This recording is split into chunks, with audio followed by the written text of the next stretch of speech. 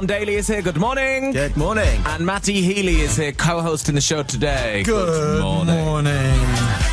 Hey, should we do your shout out? Yeah, well, Lance is actually listening in LA right now. He stayed up until like 1 a.m. Oh, Lance, that's why. Bless Lance. That's why you got to marry him. Yeah, exactly. Yeah. Stays up until 1 a.m. Dedication. Yeah, Rock and roll. He claims that you made the first move. True? Yeah, that's true. No, yeah. There's no. Right, okay, you can't blag your way around that. No, I Because can't. you turned up at a dinner with girls, and he was confused as to, okay, is he? Isn't he? Yeah, because I was over there in LA for Nickelodeon Kids' Choice Awards, and I was doing some bits with them, and I went over there with like my team, and we just went to have dinner with a mutual friend, and it turned out that he was there, and conversation started, and then by the end of the night, my move was putting my number in his phone with a wink face. Yeah. Which you sort of regretted a little bit, the wink face. Yeah, because I was like, I was like, why did I just do that and just hand it back? Like, what an idiot! Like, he's gonna but that happened. Well, he is, American screenwriter, director, film, TV producer, Oscar winner for Milk. Yeah, so you probably felt a bit silly at that point. I can get that. Yeah, I mean the whole conversation. I mean, it was really weird. Like, you make conversation about anything when you like someone, and we were talking about making like some kind of movie about the goings on inside the Olympic Village, and what goes on and how we can make it. So yeah, we were just talking about loads of rubbish just to be able to have a conversation. But it was a huge deal for you, though, wasn't it, to meet him and fall in love with him? It was totally life-changing for you. Describe the ways in which it was. Yeah, I mean, massively life-changing. Like, I always thought it was normal to like be slightly attracted to both sexes, but then as soon as I met Lance, I didn't realise that I would be able to fall in love with a guy. And then meeting Lance, shifted my perspective and was like, whoa, what is going on? And yeah, and then we've been together coming up for 4 years now. Would you and Lance feel comfortable holding hands in public in the towns and cities of this country? Yeah, I mean, we do. And, and that's one thing living in London is when you live in London, it's, one of those things. But outside of London, it can be quite intimidating walking around and feeling like you can be completely comfortable with who you are. And, it is sad to think that that's the case. But, more and more in the years to come, I think people's minds are changing pretty rapidly, really. But it's still a big issue for lots of people. I mentioned the age gap simply because it's there and because people made a big thing of it at the start of it. And people were very, very quick to judge, as they always are, yes, in these scenarios. But also I think it would do some people a disservice as well, because I think some people are very protective of you. I think people been in our lives since you were 13, and when you appeared, I think everybody just fell in love with you, and I think people, genuinely just had your best interests at heart. There are obviously haters always, but there are some people that were just worried about you. Did it ever even cross your mind? The thing is, I had no idea how old Lance was, and the fact that if you were to ever... Well, he looks pretty great. I know. Yeah, you would never tell. You would never know. And if you speak... That's the thing. If you speak to Lance, you think that I was the older one because, in certain situations, like, for example, he's scared to make phone calls to restaurants to make reservations because he is scared of talking to strangers on the phone and things like that. So in certain ways I'm definitely the more grown up and mature one. Do you worry about something I do think about quite a lot is just the narcissism of it, that you end up becoming defined by... I mean, it's lucky for you because you're defined by your athletic prowess, but defined by the likes and the follows and the shares. Again, it's something that I don't think about. I do it. What about Lance? Does he take the mickey out of you? I mean, Lance does. Lance laughs because whenever he posts a photo of us two together, he always gets more likes. Are you inconsolable to the point where you have to be alone, or did you want Lance around you? How did you react to that? I mean, it was one of the, like I said, it was one of the most difficult things. And at the time it was shock at first, because you going into that competition knowing that that was the first time that I've ever not made a final in any major competition of the year, which was quite shocking to me at first, and then then going and seeing the rest of the diving team, and the fact that there was about 60 people from the audience that stayed behind just to see me come out and just tell me that they loved me, and the fact that they thought that I did really, and that was really touching. But the first person that I wanted to see was my mum and Lance, because it was Lance, just the fact that he doesn't know that much about diving, and it's just someone that can just listen to, and just I just wanted to vent about everything. And it was a tough time, but having my family there made a big difference. That's what advice do you give when you're a Hollywood scriptwriter to an Olympic diver after they've just had the worst kind of performance of your life, other than think, oh, that'll make a good scene? Well, that's the funny thing. Like what he did say was, he was like, you like to make it dramatic, don't you? And I was like, yeah, I know. And I know. And but then he was like, you know what, Tom, you've been writing this story, as a director, as a movie maker, you've been writing this story like your whole life, going from competition to competition, and maybe this just wasn't your time. So maybe Tokyo 2020 is the ending of the story. Who knows? What brings you to our shores? Well, love first and foremost. That's as good a reason as any. Yes. He just showed up from an award show to come here and visit me. And to be with us. And to be with you. He wanted to see you. But, first and foremost, it's that. You've been ever present at Tom's side, in and out of competition. It must have been a fantastic way to experience the Games. Oh my goodness. I have Union Jack socks. I've got a Union Jack shirt. I've got Union Jack underwear, as you people call it, pants. I'm like Union Jacked out for Tom. Have you been surprised by all the attention and the media focus that Tom gets? He's an adrenaline junkie. He likes the challenge. I know it means a lot to him to have the support of his country. He absolutely enjoys, the love from the fans. I think that most of the folks in England seem to really cheer him on. That's, so much encouragement from folks there. It's really special. What goes through your mind when you see Tom on that diving board? Well, I don't know how he has the courage to get up there. And this is even at practice, not just a competition.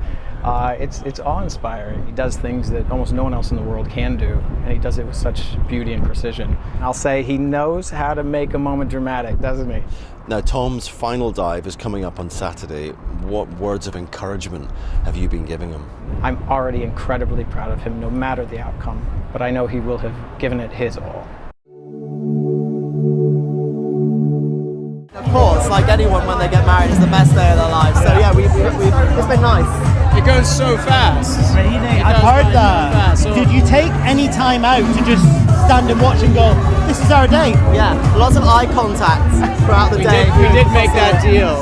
In the beginning, we said we would take moments to remember we're with each other.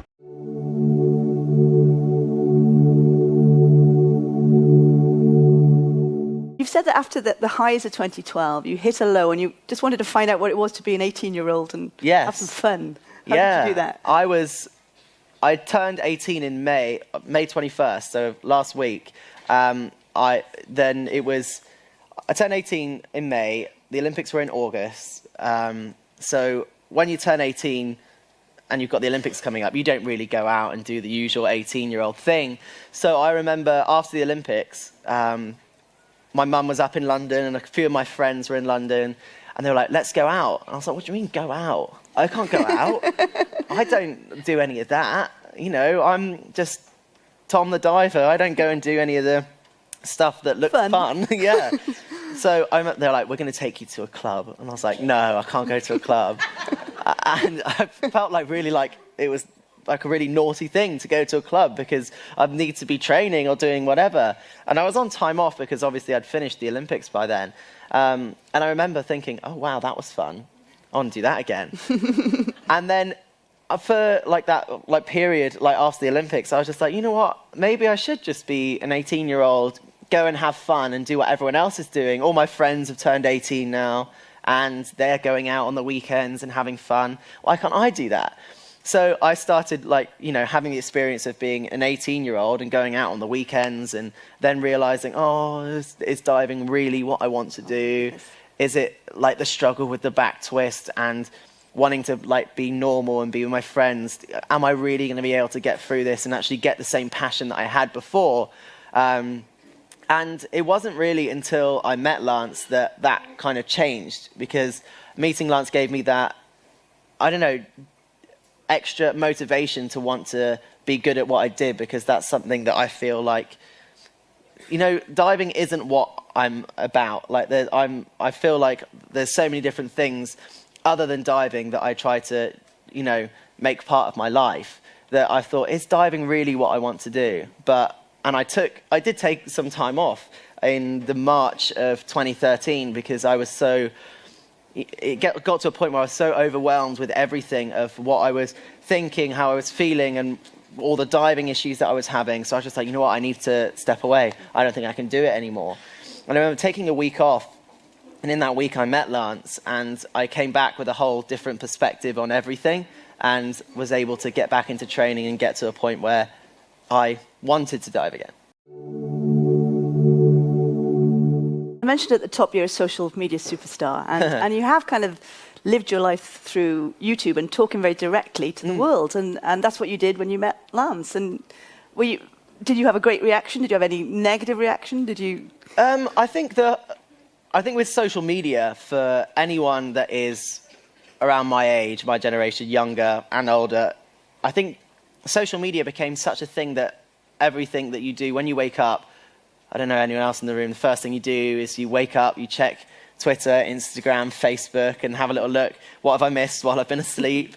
And then YouTube kind of came about in a way that I was able to speak to people, fans, friends, whoever you like, about what I was actually feeling. It always was like a bit of it's like a diary output for me, being able to document things that I'm feeling, doing, leading into the Olympics, leading into competitions, and giving people an insight into what it's like to be an athlete. And I think that's why there were so many different ways that I could have told the world about Lance and all that kind of stuff. You know, my team were like, oh, why don't you go on a TV show? Why don't you do an interview here? Why don't you do that? And I was just a bit like, you know, you want to be able to communicate directly with the people that your generation as well. My generation, in a way that I didn't want any words to be twisted. I didn't want to be asked any questions that I didn't want to be asked. And I was able to just say what I was feeling, what I was thinking,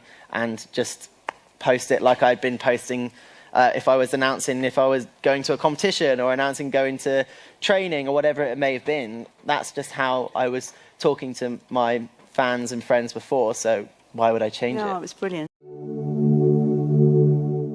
Now, as you've touched on, you've found great happiness in your personal life. And yes. Congratulations on the wedding. Thank you. Lance has got a stellar career himself. He's an award-winning, Academy Award-winning screenwriter. Yeah. How do you balance those workloads as a couple?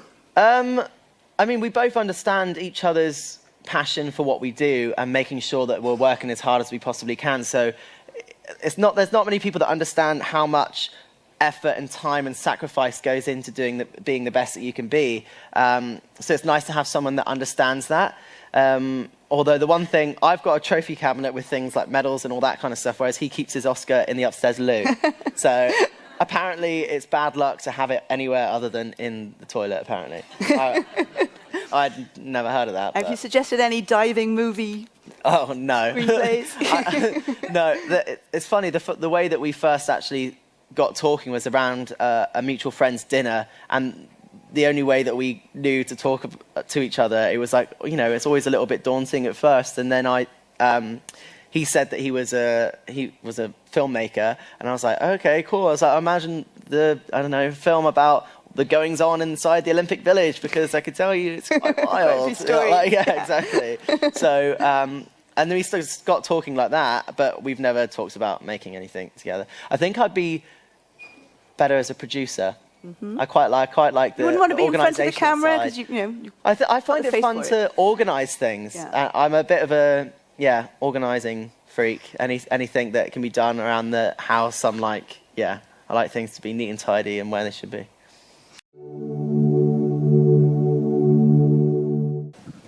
Good afternoon, Tom. Thanks for having us. Who made the first move, you or Lance? Funnily enough, we went out afterwards as a big group, and he was leaving, and he got his assistant to come over to me with his phone, and I put my number in it with a wink face, and then it went from there. So yeah.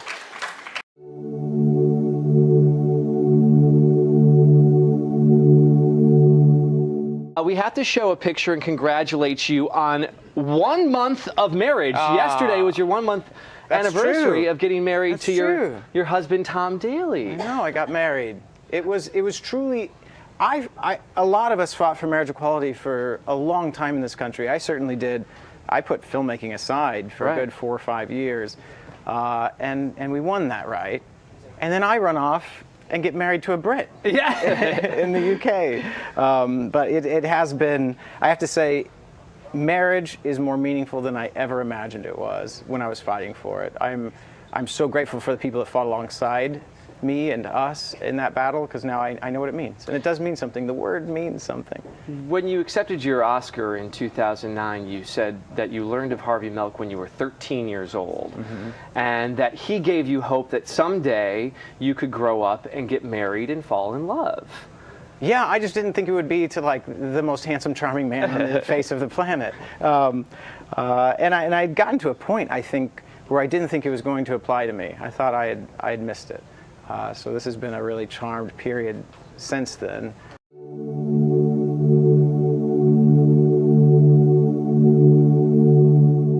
I hope it's okay to bring this up. I noticed a little hardware on your finger. Congratulations. Yeah, thank you so much. Just got married. I got married. I did it. I got hitched. And this was literally 1 month ago, It was right? 1 month ago yesterday. And, I fought for marriage equality in this country for about half a decade. I put filmmaking on hold.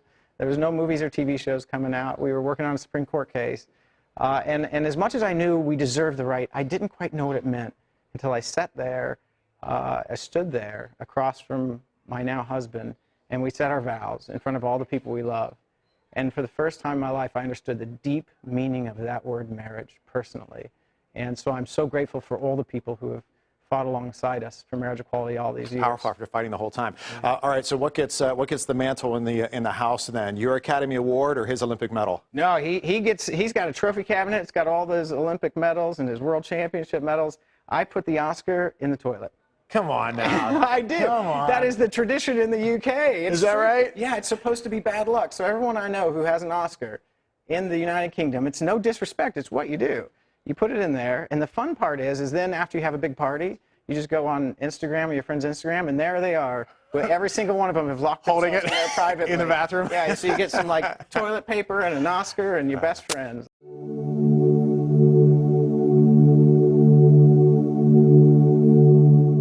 Final personal thought. You've talked a lot about what drives your filmmaking, drives your activism, but you also said earlier in this interview that you can't deny your Mormon roots and you want a big family. Yeah. You're married, you're happily married. I'm married, yes. So children is definitely something you want to embrace. Absolutely, yeah. Soon, because I'm just wondering how you're going to fit all this in. Well, I mean, the wonderful thing about writing in particular, production is difficult because you're away, but the wonderful thing about writing is you're always looking for distraction, and I'm sure that children will provide plenty of that. But it's also a thing that you do for a few hours a day before that part of your brain is a bit exhausted, and you need to open your eyes to the world, and no better eyes to help open your own than kids. So I'm really looking forward to putting my attention into raising children, to be able to look through their eyes, to make those mistakes and try and correct them, to learn more and more and more. And it's why I've been in this fight for so long. It's about, for me, it's about family.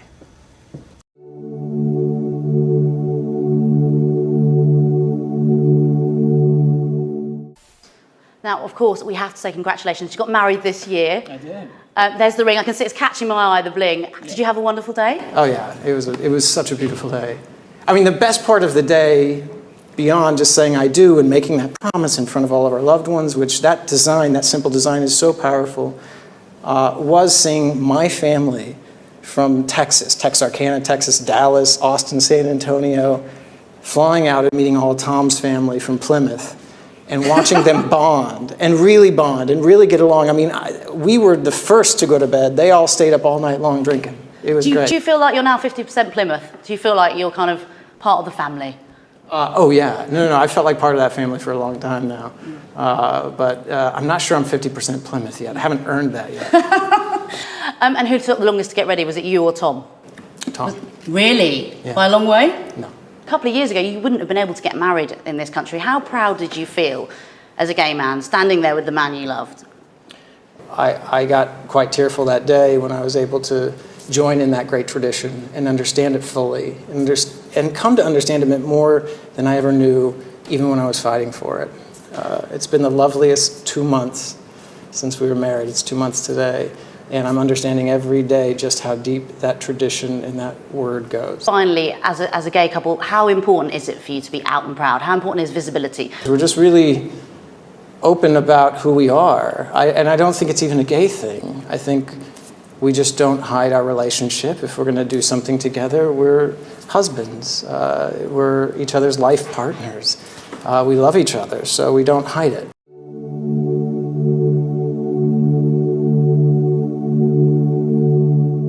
I think the idea this year, the theme we've got is love happens here. I mean, how important is that to you guys? Love happens here. You can interpret that in many, many different ways. But I think in general, I think it's a great way of living our lives. I agree. Right now, sweat happens here. We love Pride. You guys having fun? This is my first ever Pride. No. I've never ever gone to any Pride anywhere. So. Really? Yeah. Wow. Okay. Well, you guys, it's great to have you here. It's great to see you here. Enjoy yourselves. Have some fun. Let's get some glitter. Let's get him a towel. He's sweating. Yeah. And maybe a drink. Thanks very much, guys.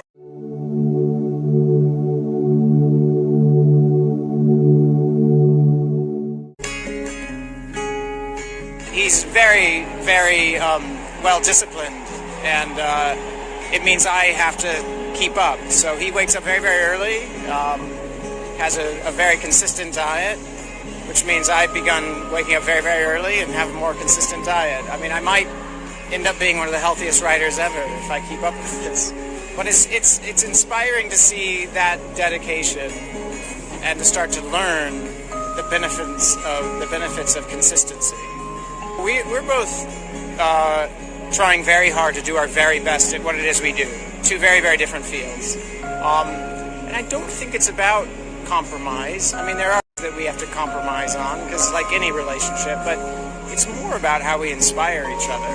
And certainly watching him perform and work so hard to achieve what he wants to achieve, to be the best at what he's doing, is really motivating to me. So if anything, it's not changed me because of compromise. It's changed me because I understand I can do better and I can go further. And I hope in some way what I'm doing is the same for him. And you know, some of it's fortunate, because even though we're in very, very different fields, we both have to travel a lot, we're on the road a lot, and there's similar pressures. So in some ways, it's not compromise, it's support, it's understanding. I'm always curious what he's doing. I always want to know what he's up to. He's curious about what I'm doing. And I feel like that renews a relationship. So, you know, if I don't understand, I ask. And he doesn't say. I try to travel when I can to where he's competing. When I can, I cook, so that there's dinner on the table when he gets home from a later practice. And then in other ways, you just listen. You know, whenever you're doing anything at a high level, there's going to be some stress, and I don't think we operate best when we have all that stress. So to just be a set of ears, to listen, to be there for him, I think that's sometimes the best thing you can be for somebody who you love. If Tom's in a certain mood, I let him be in that mood. You know, when he's competing, like any competitor. I mean, look around. This is a building filled with competitors, and they get into a certain state of mind to compete. I'm not going to get in the way of that. You know, I don't always understand what it is he needs to do emotionally and mentally to prepare. And so I just get out of the way and I listen. And I don't take it personally, because I know it's not meant personally. He, right now, is here to compete. He has his warrior hat on. And I love that about him, you know. The cuddles will come later. He's not here to do that. He's here to compete.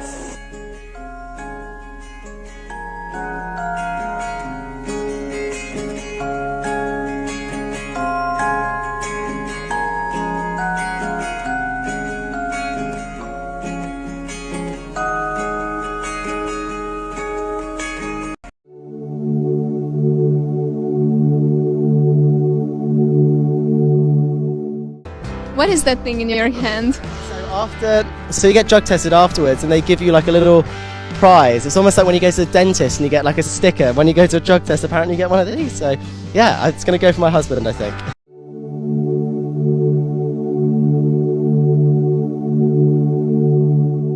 Lance, what was the forfeit from yesterday? Because you've got to do something now. Well, I guess 2 days before, I went to visit Tom, where the team is staying, and he was there with his diving partner Dan Goodfellow, and just really I didn't think much of it, but I said to him, hey, if you ever get gold on the world stage, that would get me to jump off the 10 meter. And then he put his hand out and turned that into a deal. And he said, deal. He wins a gold on the world stage. He becomes a world champion. I'll dive off that 10 meter. And I am so afraid of heights. I'm sweating. I'm literally, you can see it on me, can't you? Yeah. No, I'm sweating thinking about it. I've gone up to the 5 meter, and off the 5 meter, I have perfected quite an original dive. Yeah. It's called the Screaming 5 meter. So all the way down, pointy-toed, screaming all the way into the water. So I don't know if we get to do that in the London pool, I might blow those windows out if I jump off the 10, screaming all the way down that way. But I've made a deal. Deal's been made. Got to be a man of my word. What I think needs to happen, if we're really going to make something good of it, is that I should jump off hand in hand with Debbie Daly. No, you'll never get me doing that. You've never dived at all from that. Well, have you been up to the 10 meter? I have been onto the 10 meter, but I do tend to hold on to the sides and not get too close to the edge. Okay, so we need a proper tutor. Well, we know one. You're married to him. You're the mother of him. he can teach you. But maybe do this for charity. Try and avenge your inevitable. I say whatever's left over. After medical bills. Yeah. Should go to some sort of charity. Should go to some sort of charity. But have you got a time limit? Do you know when you're going to do this? Well, I mean, to be honest, we're heading off to our honeymoon finally. So we got married and then we put our honeymoon on hold because he needed to stay focused, keep training. He and I are driven individuals, and his priority was making sure that he could show himself, I think, first, that he was the best in the world, that he is the best in the world. And so he's dedicated the time since our marriage, since our wedding, to that. So now we're gonna take some time and head off to a honeymoon. Brilliant. Well, I hope there's a pool wherever you're going, so you can practice. But when I get back, I've asked Jane. I'm not asking Tom, because Tom will want me to do flips and go in head first, and he'll make it as frightening as humanly possible for his own enjoyment. I'm hoping Jane will go easy on me. She'll be my coach.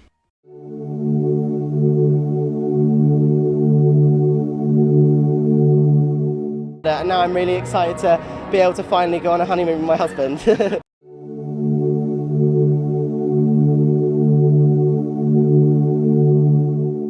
NFL is in the UK, and you've got to support the one that's actually the home team, I think.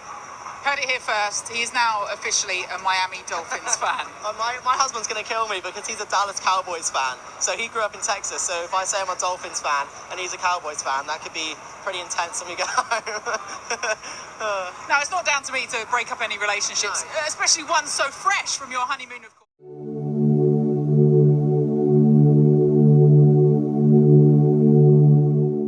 Lance has played a massive part in my success. I mean, he's always there to support me no matter what, like in my bad days, the good days, and also it's also just nice to have someone that understands the amount of hard work that it goes into doing something at a high level. As obviously he's a very high level filmmaker, so it's nice to have someone that understands that.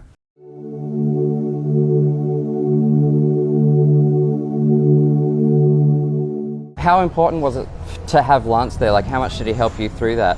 I mean, having Lance there, he's very good at making my brain rational when I go into a little bit of a downward spiral of, oh my goodness, I did this, or what if I did that, or like, I can't believe this happened. He's very good at making me feel so much calmer about everything and making me feel like I can come back and I can do it, and I can get to the point where I'm training really well, and I can get to the point where I'm competing at my very best again. So he helped me through it a lot, actually. Sometimes it's it's great just to have, we can be our own worst enemy as athletes. Like I find is particularly the psychology of it all really, really interesting, and but you know, we do have very limited time. So I did want to, I know you probably, everybody talks to you about, you know, your relationship because it has been so public. Like, what's it like having a famous partner and being in the spotlight all the time and being under so much scrutiny all the time? I mean, you kind of have to learn to not care what anyone else thinks. Yeah. Like, me and my husband Lance, we just do what we do. We, you know, I feel so lucky to have been able to find someone that understands what it's like to be in the spotlight, understands what it's like to have to work really hard to be the best at something.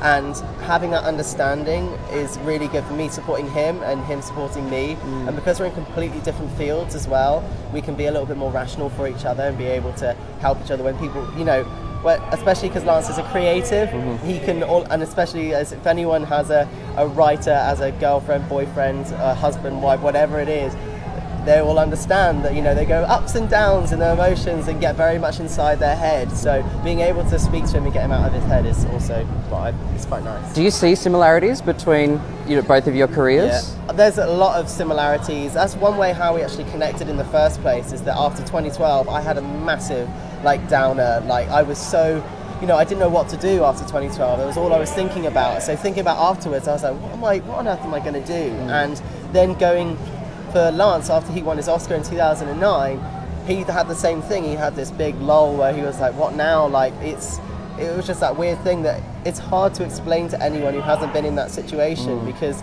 you know, if I was to go talk to one of my friends, like, oh, I won an Olympic medal and now I'm really sad about it. It looks like, really ungrateful, yeah.